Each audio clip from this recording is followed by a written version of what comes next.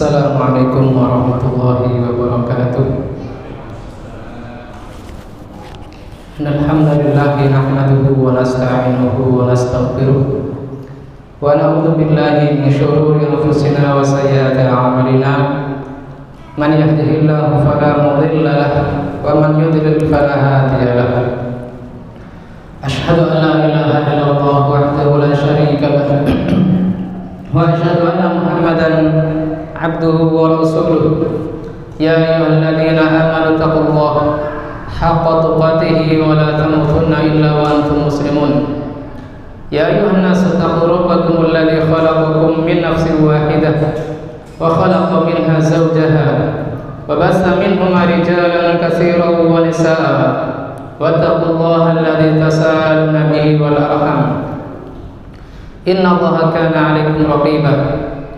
Ya ayyuhalladzina amanu taqullaha wa qulu qawlan sadida yuslih lakum a'malakum wa yaghfir lakum dhunubakum wa may yuti'illaha wa rasulahu faqad faza fawzan 'azima. Amma ba'd, fa inna asdaqal hadithi kitabullah wa khairal huda huda Muhammadin sallallahu alaihi wasallam wa syarrul umuri muhdatsatuha fa inna kulla muhdatsatin bid'ah wa kulla bid'atin dhalalah wa kulla dhalalatin finnar. Jamaah Masjid Muhammad Ramadan rahimani wa rahimakumullah. Segala puji kita haturkan kepada Allah Subhanahu wa taala. Kalimat pertama yang utama, kalimat pertama dan tentunya yang paling utama kita panjatkan kepada Allah taala atas berbagai nikmat yang kita rasakan, baik nikmat yang lahir maupun batin. Di antara kenikmatan batin adalah Allah Subhanahu wa taala beri taufik kita untuk menghadiri majelis pembacaan hadis ini beserta syarahnya. Salawat dan salam semoga senantiasa tercurah kepada Nabi Muhammad sallallahu alaihi wasallam, tercurah pula kepada keluarga beliau, para sahabat beliau, dan semoga tercurah pula kepada kita yang berusaha komitmen mengikuti sunnah beliau hingga yaumil akhir. Amin ya mujibas sayyidin. Malam ini kita akan melanjutkan bab ke-15 dari Kitabul Haji, yaitu kitab Kaifa Tarmi Jamratul Aqabah atau Kaifa Turmi Jamratul Aqabah, bagaimana melempar jamrah al-Aqabah. Yang mana jamrah ini, tempat pelemparan jamrah ini ada 3 lokasi, yaitu jamrah ula, jamrah wusta, dan jamrah Aqabah. Tetapi ketika memasuki tanggal 10 Dzulhijjah, maka jamrah pertama yang dilakukan oleh jamaah haji adalah jamrah Aqabah. Adapun jamrah ula, wusta, dan Aqabah adalah dilempar secara berturut-turut ketika hari tasyrik. Ya, masing-masing tempat tersebut dilempar 7 kerikil. 7, 7, 7, 21 kali 3 hari sekitar 63 lemparan. Jazakallahu khairan. Al-Imam Abdul Ghani Al-Maqdisi rahimahullah ta'ala membawakan hadis dari Abdurrahman bin Yazid An-Nakhai rahimahullah ta'ala. Beliau mengatakan annahu hajja ma'a Ibnu Mas'ud, bahwa Abdurrahman bin Yazid berhaji bersama Ibnu Mas'ud. Lalu Ibnu Mas'ud meriwayatkan farahu yarmil jamrah. Abdurrahman menyaksikan Ibnu Mas'ud melempar jamrah al-kubra bisabi hasayatin. Jamrah kubra adalah jamrah Aqabah dengan 7 kerikil. Faja'al baita an yasarihi wa mina an yaminihi. Ibnu Mas'ud menjadikan Baitullah Al-Haram di sebelah kiri beliau dan Mina di sebelah kanan beliau. Artinya apa? Karena letak Mina adalah di sebelah timur Baitul Haram, yang Masjidil Haram, maka letak jamrah Aqabah itu di tengah-tengahnya, sehingga berdasarkan kaifiyah yang dilaksanakan oleh Ibnu Mas'ud ini berarti seorang jamaah haji mengarah ke utara, ya, karena menjadikan Baitullah Al-Haram di sebelah kirinya dan Mina di sebelah kanannya, sehingga dia menghadap ke utara. Tsumma qala hadza maqamul ladzi unzilat alaihi suratul Baqarah. Lalu Abdullah bin Mas'ud mengatakan ini adalah tempat yang diturunkan padanya surat Al-Baqarah. Hadis riwayat Bukhari dan Muslim. Syekh Abdullah bin Abdurrahman Al-Basam rahimahullah taala mengatakan Ramyul jimar fi yaumin nahr wa ayyam tasyriq ibadatun jalilah. Melempar jumrah atau jamrah pada hari nahar dan hari-hari tasyrik termasuk ibadah yang mulia. Fiha ma'na al-khudu' lillah ta'ala wa imtisalu awamirihi wa iqtida'u wal iqtida'u bi Ibrahim al-Khalil alaihi salatu wassalam. Yang mana pada pelemparan jumrah ada makna ketundukan kepada Allah Ta'ala dan mengikuti atau mempraktekkan, mengamalkan perintah-perintahnya dan meneladani Nabi Ibrahim Al-Khalil alaihi salatu wassalam, yang mana pada pekan yang lalu kita bahas bahwa hadis-hadis seputar hal ini adalah tidak sabit, ya. Namun demikian bisa kita gunakan sebagai hikmah, ya. Hikmah ataupun rahasia dari alasan mengapa jamrah itu disyariatkan untuk dilempar. Tetapi dasar pengamalannya adalah karena mengikuti Nabi Muhammad SAW, bukan karena langsung meneladani Nabi Ibrahim. Wasti'adatu dzikriyat qasadhu ra'iyah ma'bnihi fi sidqil iman, dan menghidupkan kembali, ya, kenangan yang dikisahkan, ya, yang kisahnya menakjubkan bersama anak beliau Ismail fi sidqil iman, tentang kejujuran iman atau tentang kebenaran iman, wa ta'atir rahman, dan menaati Allah Subhanahu wa taala.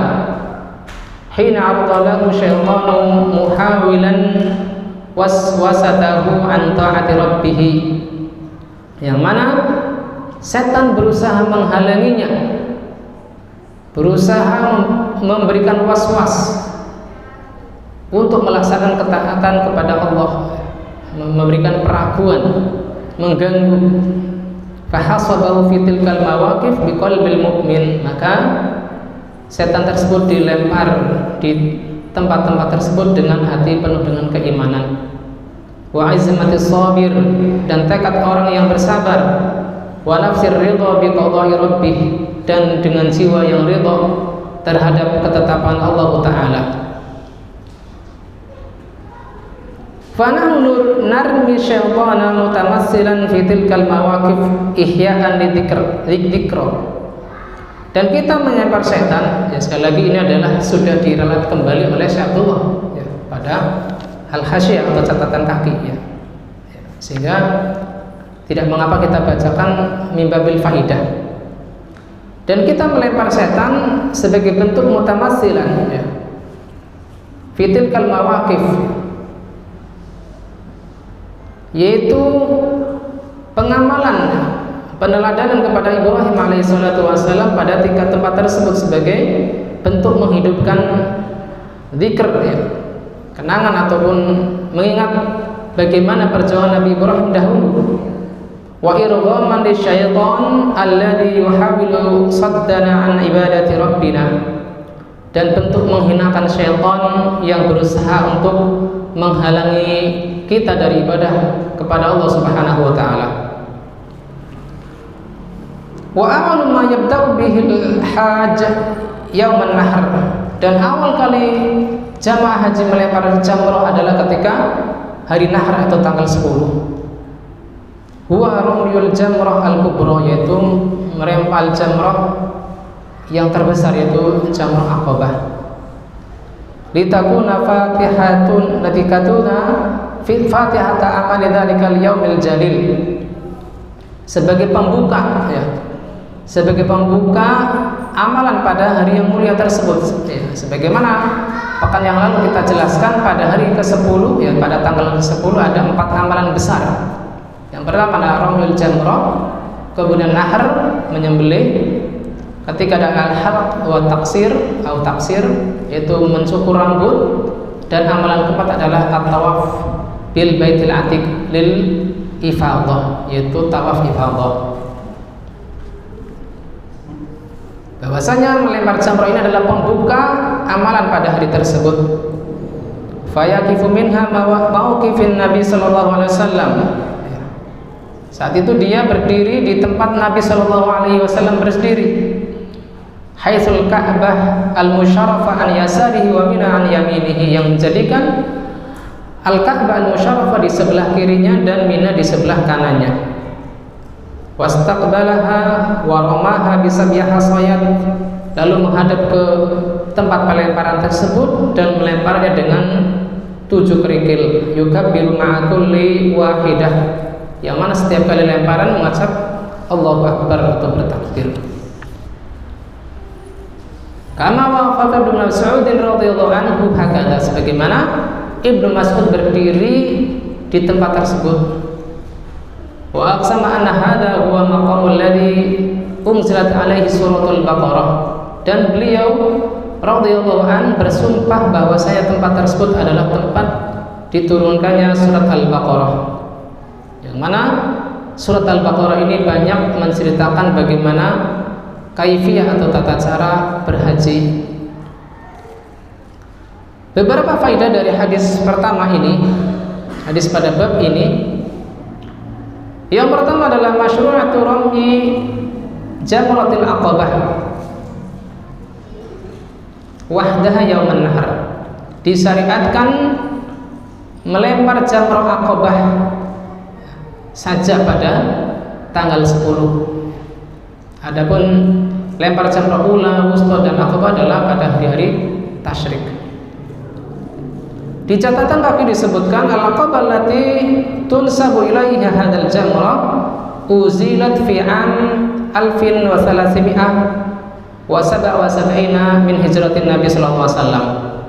Bukit Aqabah yang dinisbatkan kepadanya lempar jamrah ini telah diratakan pada tahun 1377 Hijriah. Artinya bukan tugu yang dijadikan pelemparan itu dihilangkan, bukan, tetapi bukitnya diratakan sebagai tempat perluasan ya, untuk pelemparan jamrah tersebut. Liqasdi tausi'ati syawari'i minna, ya, dengan tujuan untuk pelebaran jalan-jalan di Mina. Nah, kata beliau, kata Syekh Abdullah, wa adunhu ba'da istisyarah ba'da qudati Makkah. Saya mengira ini adalah setelah dimusyawarahkan dengan para hakim di kota Mekah. Jadi bukan tempat jamrohnya yang dihilangkan atau dipindah, ya, tempat pelemparannya tetap di situ, tetapi bukitnya saja yang dihapuskan.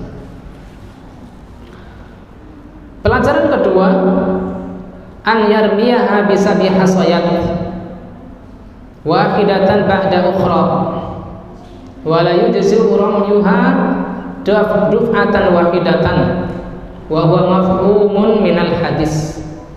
Berlemparnya dengan 7 kerikil satu demi satu, tidak sekaligus, dan tidak cukup atau tidak sah bila dilempar 7 kerikil tersebut sekaligus, sebagaimana dapat dipahami dari hadis.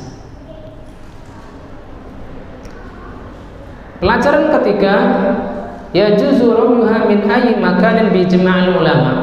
Boleh melemparnya dari tempat manapun. Artinya yang sunnah tadi adalah menghadap ke utara. Ya, berarti si jamaah ini di sebelah selatan tubuhnya, di sebelah selatan menghadap ke utara. Tetapi bila memang tempat itu adalah penuh dengan jamaah, maka boleh dari arah lain.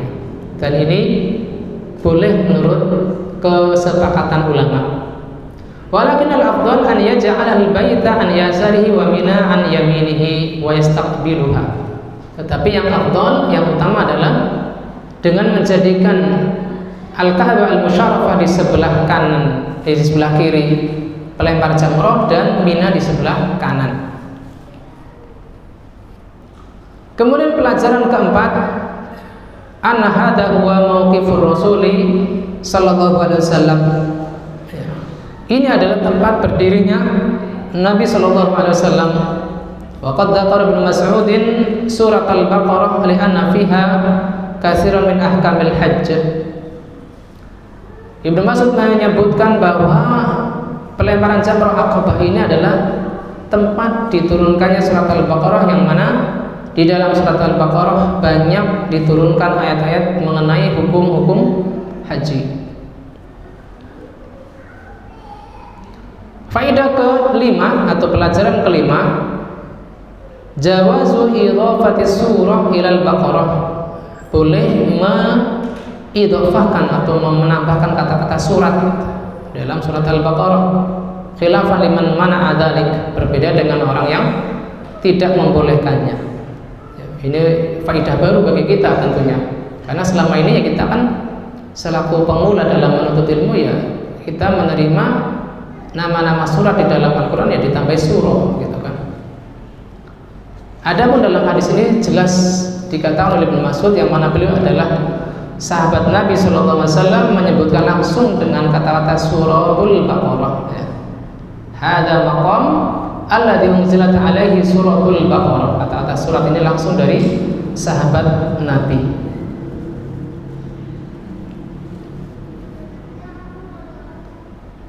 Kemudian keenam, yang mana ada tadi disebutkan Ibnu Mas'udin a'lamun nas bil Quran, sedangkan Ibnu Mas'ud adalah orang yang paling mengenal, yang paling mengetahui terhadap Al-Quran.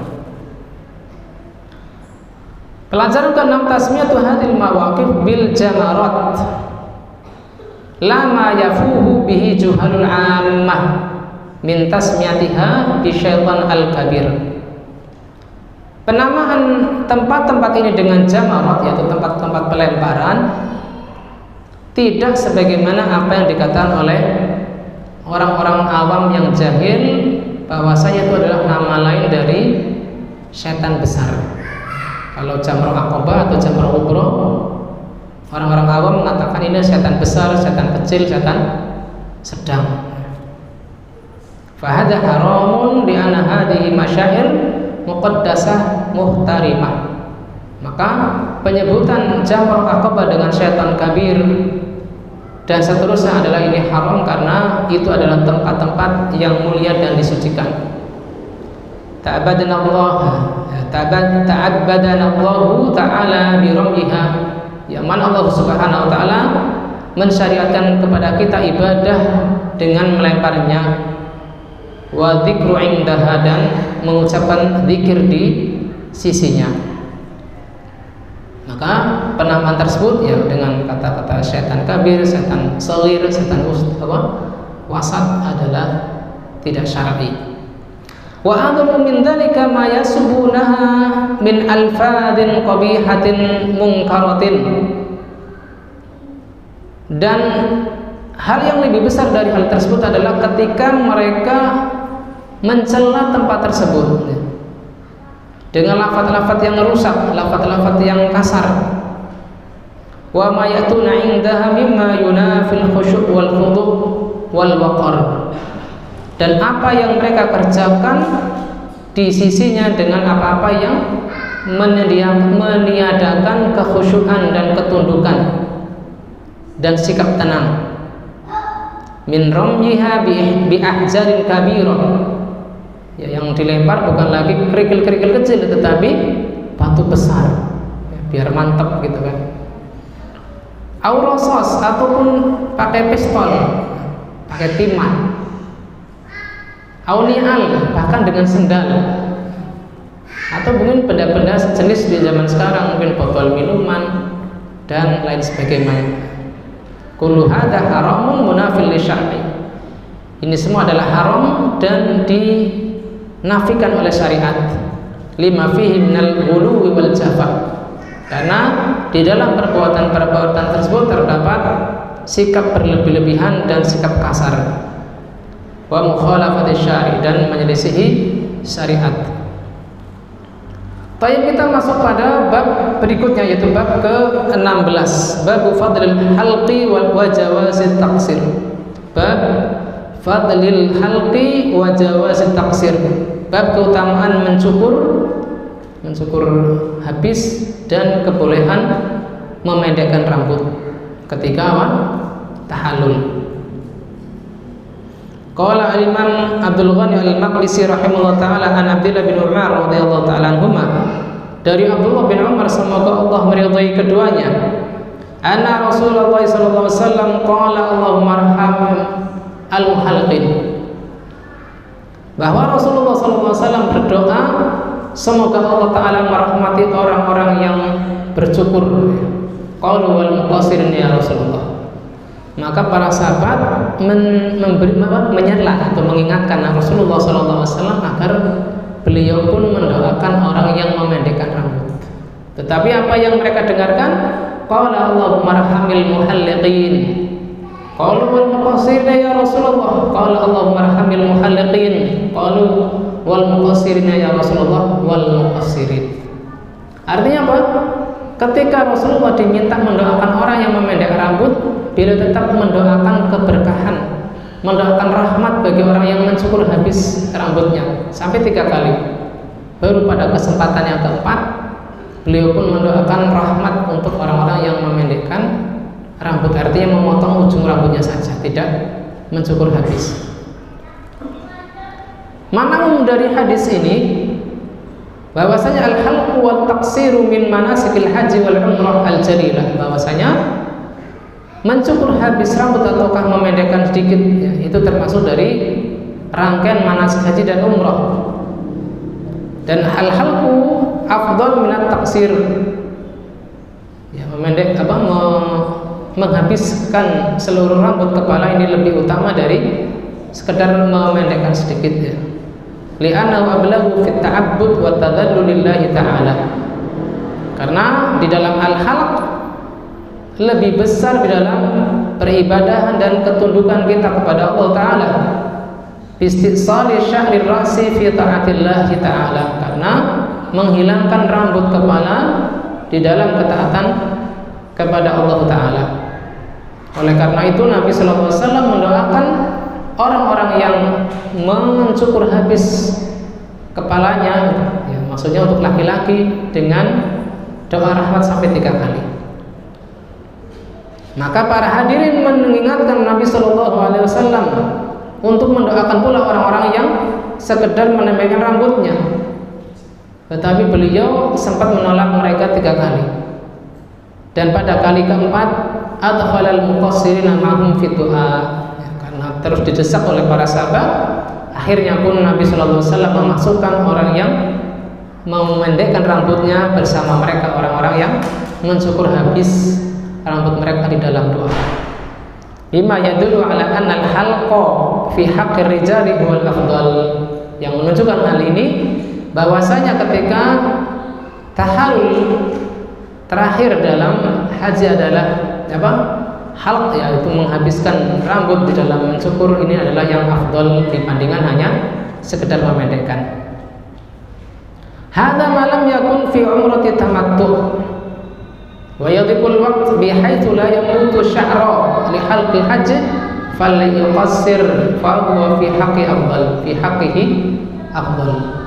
Ini selama tahallulnya bukan tahallul umrah ya.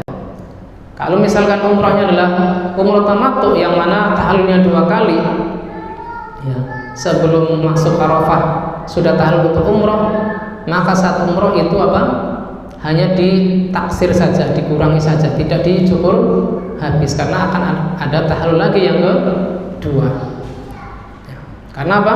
Wa yadkhul waqtu bihaitsu la yaqutu syahr, karena waktunya terlalu berdekatan sehingga waktunya terlalu sempit yang tidak memungkinkan tumbuh rambut kembali, sehingga ketika tahallul dari umrah ya, umrah tamattu, maka yang pertama, tahallul pertama adalah dengan cukup dipendekkan, dan ini yang lebih afdal. Adapun ketika tahallul dari haji tamattu, maka dengan halaq Faedah dari hadis kedua ini pada bab ke-16 ini,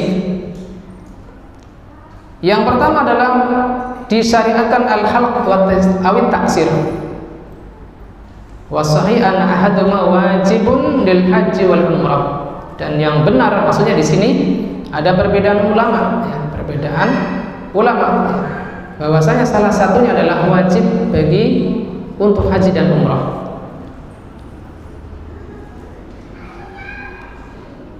Pelajaran kedua, fadlul halqi ala taksiri fi haqqi rijal wa huwa mujma'un alaihi. Keutamaan menghabiskan rambut dibandingkan hanya memendekkan, terutama bagi laki-laki, dan ini disepakati. Keutamaan halq atas taksir. Apa tadi taksir? Memendekkan rambut dan tidak menggundul habis. Ini selama tidak dilakukan haji tamattu.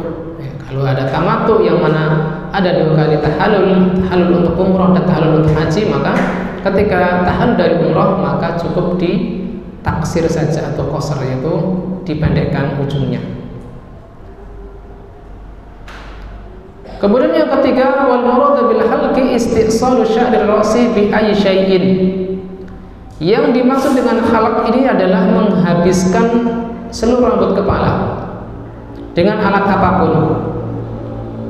Wa taksir al-akhdhu min atrafihi. Adapun taksir adalah hanya mengambil ujung rambutnya.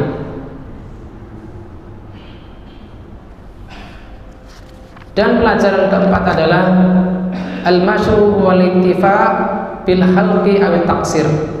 La al-ityanu bihima jami'an.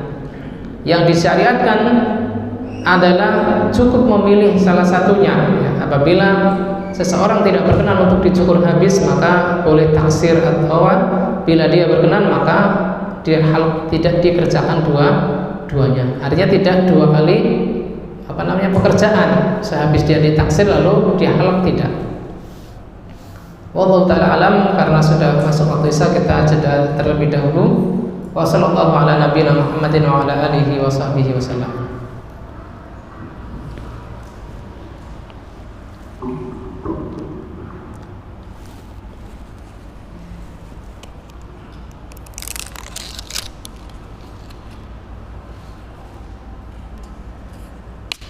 Bismillah.